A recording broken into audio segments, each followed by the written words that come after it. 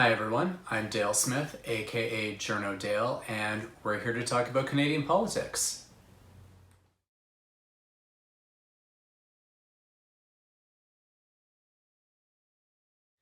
This week, the Conservative leadership race concluded and Erin O'Toole was declared the winner. And I thought we would discuss just a few of the dynamics that happened through the race and through the voting process in order to give us a bit of a look at some of the forces at play within the party.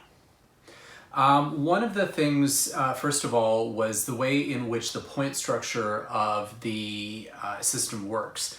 So, as one of the compromises when the Progressive Conservatives and the Canadian Alliance merged to form the Conservative Party of Canada, was that in future leadership contests, they would be done on a point system so that rather than a simple raw vote, in order to come to a leadership, that they would instead assign each riding 100 points, and it was those points that would add up in order to come to the eventual conclusion.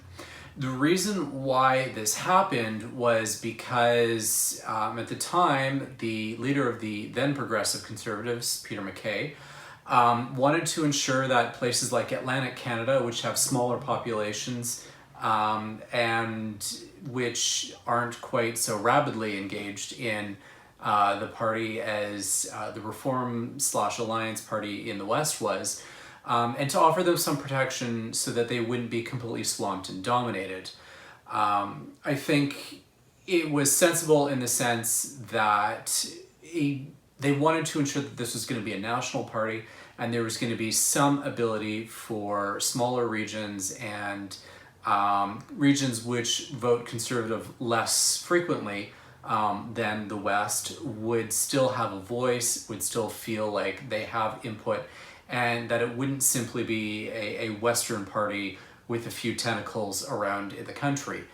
So that's how that dynamic came about. And there was a good column this last week from Colby Kosh in the National Post, which noted how very ironic it is that the system that Peter MacKay insisted on both creating and maintaining when it came up for debate in 2013 party conference, that he was not then able to use that to his advantage, and in fact it kind of counted against him in some respects. So that's part of the backdrop for how this happened and for how Erin O'Toole did as well as he did, and as well Leslyn Lewis. Leslyn Lewis was one of the two social conservative candidates in the race, and being a black woman, she also was able to kind of give a social conservative message in a way that her fellow social conservative Derek Sloan was not able to. She was able to deliver it in a more matter of fact, this is what I believe, but she didn't come with all of the usual baggage associated with, mostly white men who espouse these positions. So I think that also helped her as she progressed in the race. And I think that's also partially why she was able to outdo Peter MacKay in several of the provinces and Erin O'Toole and others. She actually won Saskatchewan in terms of the number of points she was able to receive. She got second place in Alberta over Peter MacKay. And part of that I'm given to understand from people in the party that I've talked to is Peter MacKay was also hobbled by the Legacy Party issues, as in because he was formerly a Progressive Conservative, that counted against him. It's a bit ironic, I think, that MacKay never really acted or voted as a Progressive Conservative, particularly when he was in cabinet, and always, was lockstep with Harper for pretty much everything. Even when other members of the caucus would take stands on things like GLBT issues, and McKay never did. And I think that's interesting that he would be lumped with these legacy party issues and derided as, liberal light and so on, when that was never really anything that he demonstrated in any capacity. This being said, he was also hobbled because shortly after the election, before Andrew Scheer had resigned, made a comment about how Scheer's inability to deal with social conservative issues hung around the party like a quote-unquote stinking albatross. And then he tried to walk that back later, but it was one of those things where social conservatives in the party kind of galvanized and wanted to ensure that he was not going to be able to win the leadership because he had made those comments. And that certainly played out in what we saw. The role of the social conservatives in the party, I think, did play a big role in this. If you combine the scores of Sloan and Lewis in the first ballot, combined, they did better than both McKay and O'Toole as well. Sloan obviously did not do as well. He got his 14% of the vote on the first ballot, obviously dropped off on there. But I think it's also, we need to remember what that 14% represents, which is that 14% of the people who were engaged enough to get a membership and vote in this felt that he was a good representation for them and their views, and his particular views are fairly Trumpian in what he was espousing. So I think that's kind of instructive in terms of things we need to think about for dynamics within the party. 14% is not insignificant. Leslie Lewis got 20.5% on the first ballot. So, she was, like we were saying, a more acceptable face for social conservatism. So, again, it's one of those things where this is a significant chunk of the party. We also saw it play out in this race as we have in previous ones under the same kind of rule structure, so both federally and Ontario most notably, that it was support of the social conservatives on their second and third choice, second choice in Ontario, but second and third in this particular race, that propelled the eventual winning candidate. In this case, that was Erin O'Toole, because he was able to reach out to those social conservatives who were also still bitter about Peter McKay's comments.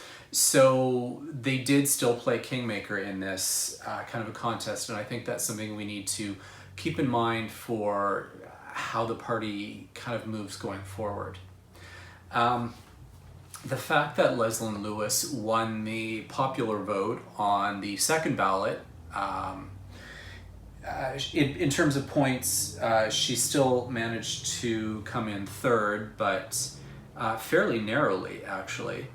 I think is also really interesting. This is where people are going to start complaining about the point structure, because if they'd gone with that, she would have advanced to the final round with O'Toole, if that, and possibly would have been able to take the race if the rules were structured differently. So I think that's interesting. I think it gives us a sense of, particularly with her strong base of support in the West, I think it gives us a sense of where the party's at in terms of their thinking. What they consider to be important in terms of values, as opposed to the person who is delivering that message. I think is interesting and instructive, and I'm using those words an awful lot. But it's something to really consider and think about. Lewis has decided she is going to run for a seat again. She hasn't decided where it's going to be, and she's talking openly about possibly moving to Alberta or Saskatchewan in order to run for a seat there, which I also think is interesting. Instead of trying to make a beachhead in Toronto, where she is currently, but if she has an option for a safer seat out there, then that's something she wants to consider. One of the other interesting things that was pointed out in a Toronto Star article this last week as well was that Erin O'Toole was the one who kept saying that he can win Ontario for the party, and yet in the Ontario seats in this leadership race, he didn't do as well as Peter MacKay. And I think that's also interesting because I think it's kind of going to where the party has its issues in terms of where their messages resonate. And this is their big challenge going forward in terms of where they're looking to get support going forward. Stephen Harper did fairly well by targeting messages to people, particularly in the GTA, the suburbs. And it was a time where some of those messages resonated. It was also a time where Liberals were really upset and just stayed home and didn't vote. And when they found a leader they could rally behind, they did come out and vote. So those are kind of competing dynamics that Erin O'Toole needs to contend with as he wants to make that beachhead. But I think also we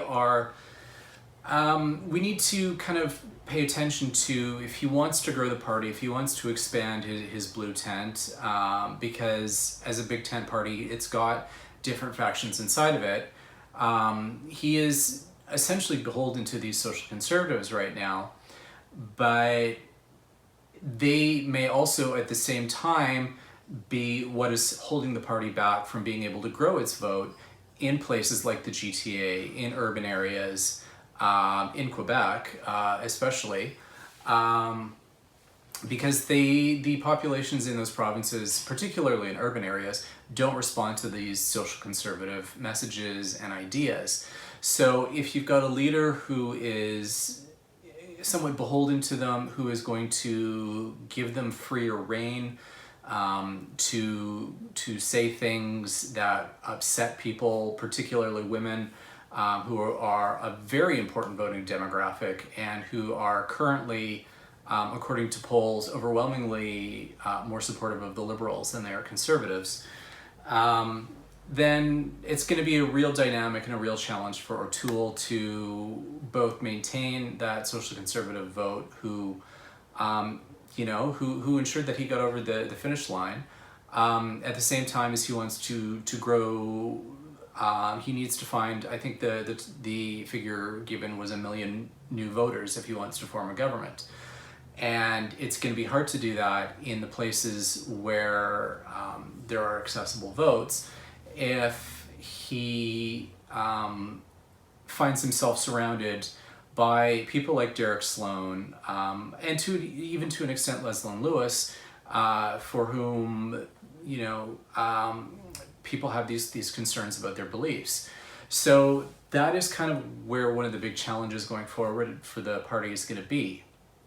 I don't have any particular advice on how to thread that needle. That's for him to decide. But I think that's a dynamic that we're going to have to keep an eye on over the next few months. And that is everything for this week. Join us again next week for some more Canadian politics. I'm Dale Smith. That's at journo_Dale on Twitter. And don't forget to like the video, share, subscribe, and support us on Patreon.